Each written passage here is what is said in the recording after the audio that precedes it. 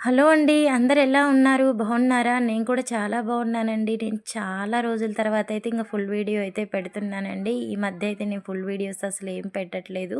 ఇంకా ఈరోజు వచ్చేసి రోజువారీ రొటీన్ వీడియో అండి. నా పిల్లల్ని నేను ఎలా రెడీ చేసుకుంటాను, నా ఇల్లు ఎలా శుభ్రం పెట్టుకుంటాను అన్నది ఈ వీడియోలో అయితే మీకు చూపిస్తాను. నచ్చిన వాళ్ళైతే లైక్ చేయండి, షేర్ చేయండి. నా ఛానల్ అయితే సబ్స్క్రైబ్ చేసుకోండి.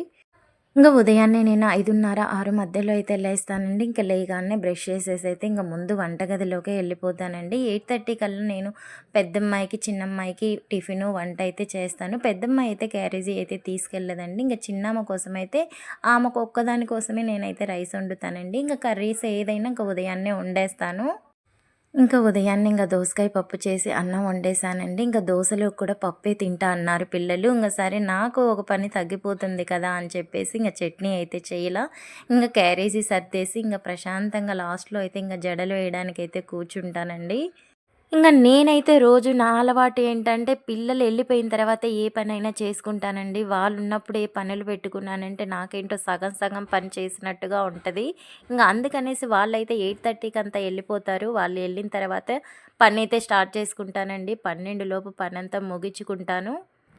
నీకు పెద్ద పిల్లలే కదక్కా! నీకు హెల్ప్ చేయరా అని మీరు అనుకోవచ్చండి. పిల్లలిద్దరూ ఒకరు 10థ్, ఒకరు ఇంటర్ చదువుతున్నారు. వాళ్ళని ఇబ్బంది పెట్టకూడదని చెప్పేసి వాళ్ళకైతే పనులు ఎక్కువగా చెప్పను. చాలా వరకు చేస్తారండి. నేను వద్దన్నా పాపం నాకు చాలా వరకైతే హెల్ప్ అయితే చేస్తారు. హాలిడేస్‌లో ఉన్నప్పుడు చాలా వరకైతే నాకు పనులైతే చేసిస్తారు.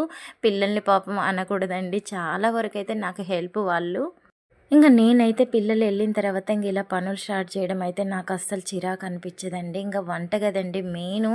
వంటగది సర్దుకుంటే మైండ్ అంతా ఫ్రెష్‌గా ఉంటది. నాకు ఏదో పెద్ద నాకు పనులన్నీ అయిపోయినంత ఫీలింగ్ అయితే వస్తదండి. వంటగది మాత్రం నీట్‌గా పెట్టుకుంటాను. మేముండే హౌస్ పైనైతే ఉంటామండి. గాలి, వెలుతురు పుష్కలంగా మాకైతే అందుతాయి. కానీ హెవీ వెలుతురు ఉండడంతోటి వీడియోస్‌కైతే చాలా కష్టం అనిపిచ్చిద్ది. పొయ్యయితే శుభ్రంగా కడిగేసుకున్నానండి. రోజుకి 2, 3 సార్లైనా నేను ఇలా పొయ్యినైతే శుభ్రంగా తుడుచుకుంటానండి. మా పిల్లలు అంటారు, "ఏమ్మా తుడిచి తుడిచి నీ చేతులు అరిగిపోతాయి. అది దాని పని అయిపోతది పొయ్యి పని. ఎందుకమ్మా అన్ని సార్లు తుడుస్తావు" అని పిల్లలు అంటారండి. కానీ నాకదేంటో కొంచెం జిడ్డు పడినా కానీ నాకైతే వంట అయితే చెయ్యబుద్ధి కాదండి. పొయ్యి ముందు వంట చేసేటప్పుడు తుడుచుకొని మళ్ళీ వంట అయిపోయిన తర్వాత కూడా తుడుస్తాను. నాకేంటో అదొక ఆనందం అనమాట. బండలు ఊడ్చి తుడవడం అనేది పెద్ద పనండి. అసలు నిజంగా నడుములు పోతాయి. ఊడ్చి తుడవడానికి నాకైతే ఒక గంట అయితే పడతదండి. ఊడవడం, తుడవడానికి మాత్రమే. గంట టైమే పట్టినా మనమైతే వదలం కదండీ! ఇల్లు ఎంత నీట్‌గా ఉంటే మైండ్ అంత బావుంటదండి నాకైతే. ఎప్పుడు శుభ్రానికి మాత్రం ముందుగానే నేను రెడీగా ఉంటాను.